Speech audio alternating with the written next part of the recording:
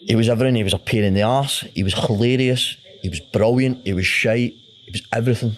Like, you could tell at times why he'd been at Real Madrid, and then you could tell at times why he was fucking with Celtic reserves. Just, there's something wrong with him. I'm adamant he's got fucking ADHD. Just simple, wee, silly things like, would walk past the reception at Celtic Park, there'd be people ready to go in for a tour, maybe 15, 20 people, and they're all going, oh, there's Tommy Gravesens. And he just walks past the reception at the keyboard and just goes like that. Starts pressing all the buttons on the keyboard, but just fucking switching screens off, turning screens round, turning keyboards upside down, turning the big mat upside down. Just a fucking cannon. Just non-stop, but... For no reason other than... For no reason at all. Just to entertain himself, I think. Yeah. Used to drive back for Celtic Park, that drive for Barrowfield to Celtic Park, and there was like, coming into Celtic Park, it's a single car. There's two lanes, one going that way, one going that way, in a normal. But he's driving up the wrong way, with his hand out the window, like indicating. And waving to all us, because we're waiting in a massive queue to get into Celtic Park. He's indicating, flashing his lights. There's people coming out there, emergency stopping and everything. And he's like that out the window, indicating. Fucking cannon. But there's obviously that story with the massive cone with me, isn't there? And what happened? So I went and trained with the first team, and for whatever reason, there was like a traffic cone at the side. I don't know what was doing there, and he'd been bombed at the first team and went and trained with the reserve. So he started calling Gordon Strachan Gordon, and the reserve manager Gaffer. So he was like, morning Gordon, to Gordon Strachan. So I love that. He was like, so I'd trained with the first team, and he's standing at the side, the reserves are ready to go on after us. And he was with the first team, and somebody's playing an unbelievable ball to me, and I'm ready to take a touch, and he's picked up this massive traffic cone. Time, caddy, time! Out this big traffic cone, and Gordon Strachan's like, get him out of here, get him out of here. He was just a cannon, man. You couldn't shout at him, see if like you were in his team, and he was about to shoot, but you were in a better position, but like, yes, Tommy, yes, Tommy. He'd shoot, and see if he missed, he'd turn around at you and go, don't shout at the fucking shooter, la. Like, see if he went to shoot, don't shout at the shooter. He used to say. He was brilliant, but such a nice guy. Like, for about 3-4 months solid, he used to, so I couldn't drive at the time, he used to take me into the train station, Glasgow Central. And I don't know why, but it took me 3 months to ask him where he lived. I was like, where do you actually live, Tommy? When you come out Celtic Park, lad, you go left, up that way. Used to go right to go to fucking to where I was going. He used to go right and go fucking 30 minutes into the town, and he stayed fucking 40 minutes that way. Just a brilliant guy, but he was obviously just a loner. Just liked fucking company. They don't have a missus in that over here? No, I think she stayed in fucking Denmark or something. His missus was a porn star, wasn't she? She used to say to him, Tommy, get any pictures of your missus? Just Google her la. Loads on Google. He used to go back pre-season and stay, it was either his mum or his dad, in an attic. Probably about the fucking size of the 4 tables, in this little attic, wee tiny room for 6 weeks. He used to sit in his PlayStation. He was like number 2 or number 1 in the world for COD at one point. Honestly, he was fucking mental. I love him. What a brilliant guy. Was he shit out at pool as well? Just used to love it. Used to bring us all in, all the young lads, just fucking bullies basically. 25 quid a head. He would only play for money, and we never knew why. But like, no. Everyone put the money out, so he used to put tennies, but 250 quid sitting there. 2 minutes, lad. He'd run down the stairs at Celtic Park. We'd look at the window, he'd open up his boot, and he brought out this fucking Ronnie O'Sullivan fucking signed pool cue, snooker cue. Screw it up, we had the run-of-the-mill, horrendous pool cue that you get that everybody batters each other with. He's in with this shiny thing and just cleaned up. It was unbelievable. Pool. Did he take the money and all? He used to take the money and all. He was a fucking multi-millionaire. We were on about 75 quid a week. The best bit about it though is he denies everything, doesn't he? He used to say to size, stop telling them lies. Nah, he denies everything. We used to moan at like training and stuff like that. But like, if you're not happy, go and work in fucking Sainsbury's, you cunt. But that's what it was like. It was a pain at times to train with in the reserves. You were like, so you used to do, at the end, you do a small-sided game, but if his team were losing, he'd just pick up the ball. 0-0, start again. You're like, fuck off, Tommy. And you would start at 0-0, you'd be fucking 5-0 up, scored a hat-trick. 0-0, start again. You're like, fuck's sake. You just keep going, you'd get to like fucking 3 o'clock in the afternoon till he won a game. Right, time up. Had everybody at the club just given up? Given up with him. So Strachan fucked him off, so he was nothing to do with Strachan, so he didn't care. Did not care. So he was Wally McStay's problem, but Wally just found it funny. He was calling Wally Gaffer. Wally was buzzing, never been called Gaffer in his life. Morning, Gordon.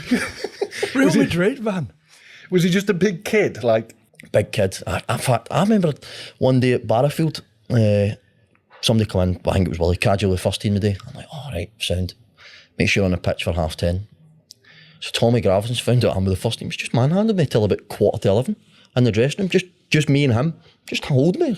Strongest man ever. You're not training with the first team, la. Tell Gordon he has to wait on Tommy. Just holding me. Wait on Tommy. Mate, I went down chalk white, shiting myself. And I didn't have the balls to say that Tommy Gravesens had held me for 15 minutes. So I was like, what are you doing? Fucking warm-up started 15 minutes ago. I was like, oh, I was on the toilet, gaffer. I had to tell him I had the shits. Because I was scared to say, I wouldn't stitch him up. He just held me in the dressing room, just me and him. Like that, for 15 It's a long minutes. time as well, yeah. That was him, a big kid. Was he talking to you or At times, in I'd that be time like, just breathing in your ear? I just at times would go silent for like 3 minutes, and 3 minutes is a long time. I'd be like, Tommy, can you let me go now?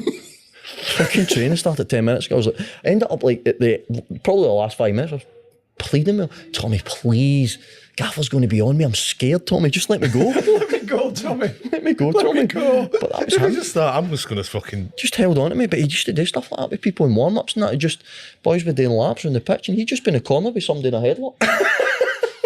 And the fitness coach was like, Tommy, come on. No, la, he's staying with me. Just fucking a maniac. But again, brilliant to have somebody like that. Did it ever kick off with him with anybody? Nobody challenged him, nah. Nobody did? Not really, because we were all young lads in the reserves. So it was like a mix of 18 and 19-year-olds. We weren't going to send it to Tommy Gravesens. We just signed him, fucking Real Madrid. Was he good at any point at Celtic? Or was he... He played the first couple of months and he was decent, just lively, but Strachan loved a structure and Tommy had no structure about him. Tommy would be playing centre mid, but he'd be going fucking pressing their left back, pressing their goalkeeper, chasing back to our right back. He'd just be everywhere because that was him, just a zoomer. So, but technically in that he was decent. So he was decent, but just couldn't trust him on a football pitch. I wonder what he was like at Everton that when he was... There's that shit story, hot. isn't there, that they get mixed up with him and Lee Carsley, isn't there? That's what people used to say, they get mixed up with Tommy Gravesens and Lee Carsley, because two of them look like each other. And then What do you Tommy mean? like, Got mixed up? they signed Lee Carsley instead of... they signed Madrid signed Tommy Gravesens instead of Lee Carsley.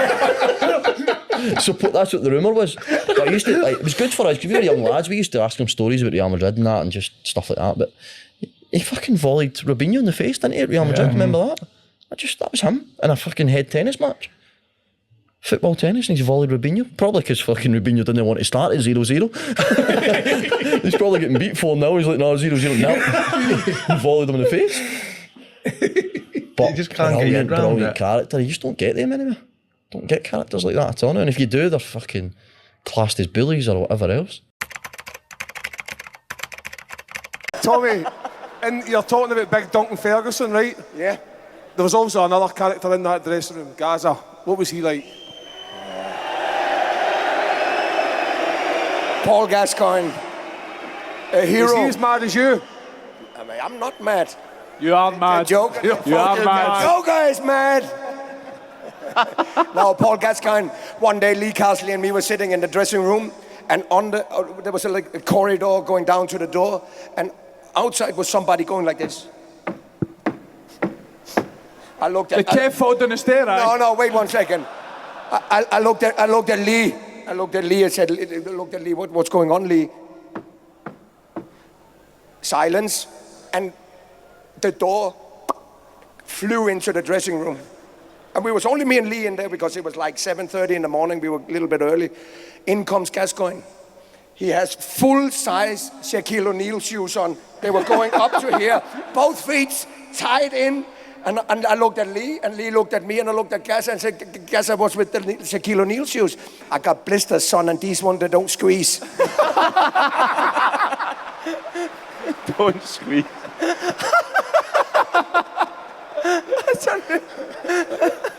No, Paul Gascoigne was a story, I'll tell you that. Did you get on well with him, Tommy? Yeah, he was fantastic.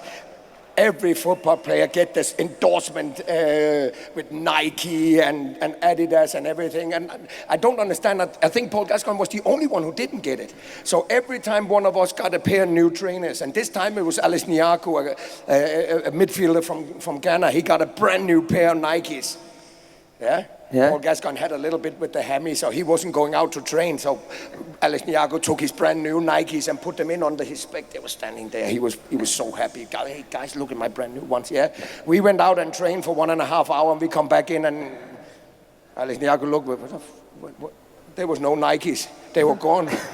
he looked over to Paul, and on Paul's feet, I'm not lying, the heel was cut off. They were painted with a pencil. And they were like ripped and whatever he's done. It took him an hour to do that. And Niago was looking at these shoes Paul was having on. and he went, Paul, is that mine? No, that's not yours.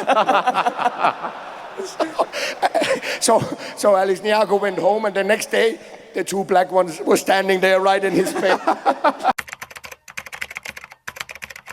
He was mental. Faddy says he shot fireworks at a physio one day. Were you aware of that? No, they were in the gym, and it was the old gym at Belfield, and it was an old, no, not the way it is now, but it was big. It was maybe at that time about 60 yards long, and I think it was him and Wayne, and they were holding the fireworks at one end of the gym to each other, and they were shooting the fireworks.